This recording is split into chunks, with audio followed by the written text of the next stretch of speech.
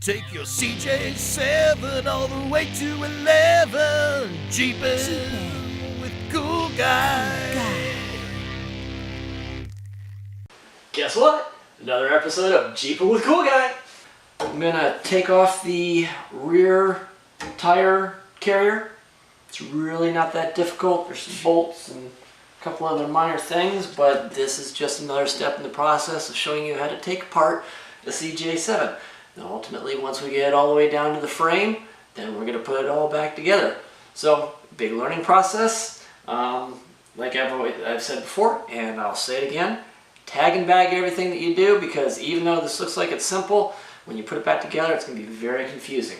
This is the standard original setup. So this one actually takes a 9/16 socket. So, got my impact wrench, got my socket. One of the things that I've also got in there is making the impact wrench so it makes your sockets a lot more usable for these types of things. As you get these little heads, the socket heads that go into the drill bit, makes it real nice and easy.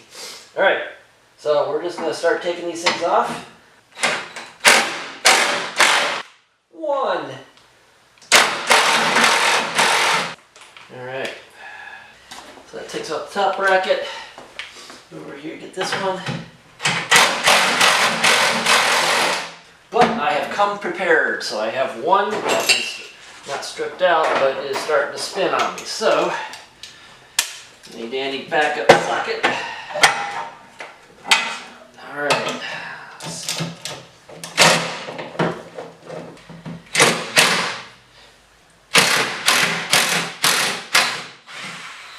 Alright, yay, alright.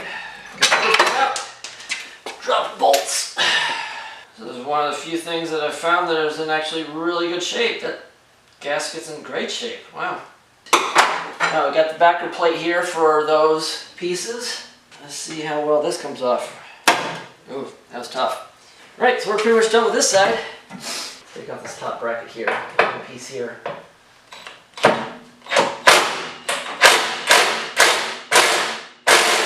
Right, I'm going under. That bolt right there is the piece that I was trying to work on, so I'm going to have to get a socket in there. And then if I pull back here a little bit, maybe we'll get lucky and it will focus. I doubt it, but there's also a bracket on the inside of the rear trunk area that has two bolts that are bolted into the wheel well that connect to the bolts that are back here. Okay, so I took a wrench and I've wedged it in there for the first one. And let's see if it holds on. Yay! That worked. Went for the easy one first. Don't want to go for the easy one first. That doesn't work. Let's go for the hard one first. Got some tension in there. Feeling good about it.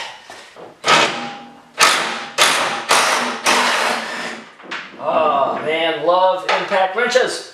Best things ever. Right, so there's two that are on the inside of the wheel well. So if you have a tire carrier, there's going to be two bolts on the inside here that you're going to have to take off. And then you can get to taking off the actual inside bracket, which is what holds this on. So one thing I wanted to show you real quick is you have to reach back behind the main support, the valance here, above the gas tank filler tube. So you're going to need something that's got some extension to it. This again is a 9/16.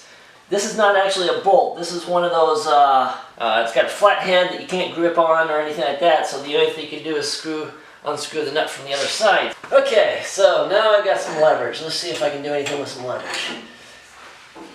Oh yeah, little by little. I'm gonna bet there's a fair amount of rust on those threads.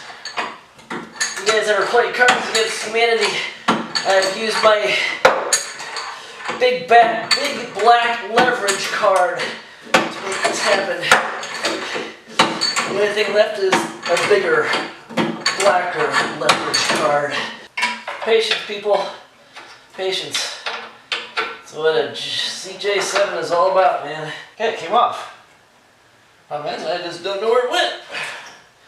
Right, well, we will have to get the magnet in there later and figure that out. On to the last one, the next one. Pulling out your bigger, blacker leverage bar. Oh, yeah, you thought this was going to be easy, didn't you? Yeah, sure. Take off a nice trailer hitch, or a tire carrier. Yeah, that'd be easy. 5 minutes, no problem. Yeah, whatever.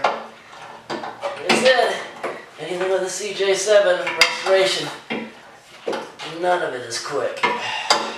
Okay, I wanted to show you guys something real quick. For you more experienced veterans that have done this before, I'm sure you're going through and you can make comments. Why did you take the top one off first? Okay, wasn't thinking. Why?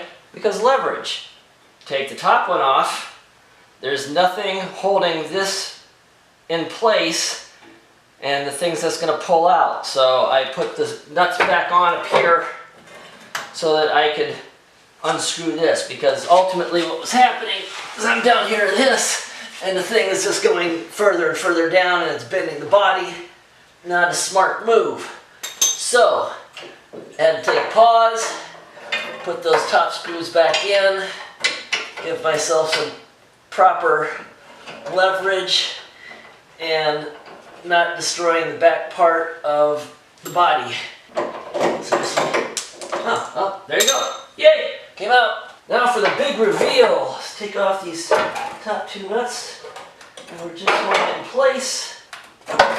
Voila! Yay! Alright. Now I'm going to have to order a new set of the bumpers here. These things are hard as rocks. Have to sandblast that, get that cleaned up. Other than that, things in really good shape. I'm actually very happy about that.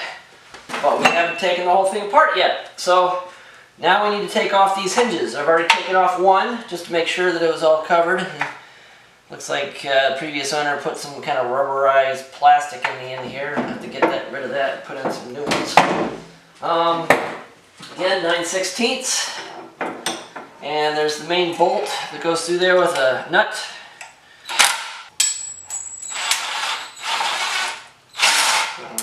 Drop everything in the places you can't. Interesting. Little plastic washer. Didn't know that was in there.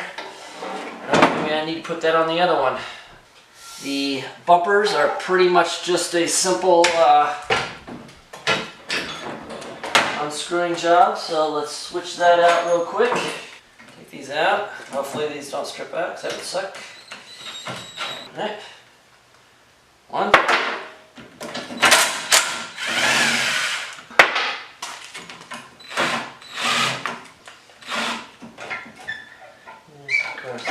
Might have to get something out to screw that or clean that up. Right, now, last but not least, well, I still gotta do the handle. Let's see if this comes, if this is a 9/16. No. Okay, so this is proven to be, this one's proven to be a little bit more difficult than I was expecting it to be. And it's got a whole bunch of stuff on the inside and threads, so I'm gonna have to wire brush that out, maybe heat it up, so we'll do that here in a little while. But for now, I went in and I cleaned out the threads, or the head part of this screwdriver, just using a nice little pick. Get one of these.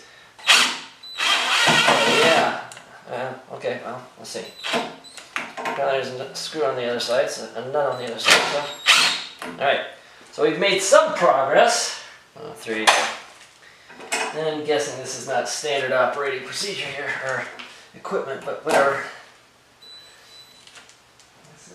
Half this is just figuring out what you have to do to make it work. Alright, well, let's see. Maybe we can get the other one.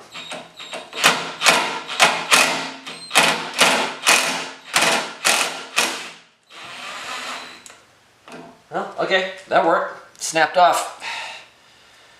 I guess essentially if you're at this point, you're going to be replacing them anyway, so this is really not much of a loss. Other than not being able to show the right way to do it. I think we all know where this is going to go. Ultimately, it's going to either break off, or I'm going to drill it out, or cut it off, or do something. Looking here, this is just held in by a simple cotter pin wire. Not having a lot of faith in this one, considering half of this wire just broke off. I don't know where that went. And I'm not overly optimistic that this is going to come out easily. Just can't do it! Can't do it, Captain! I'm calling it a night. You win for now. Alright, stay tuned for the next exciting episode of taking this old Jeep apart. Talk to you soon.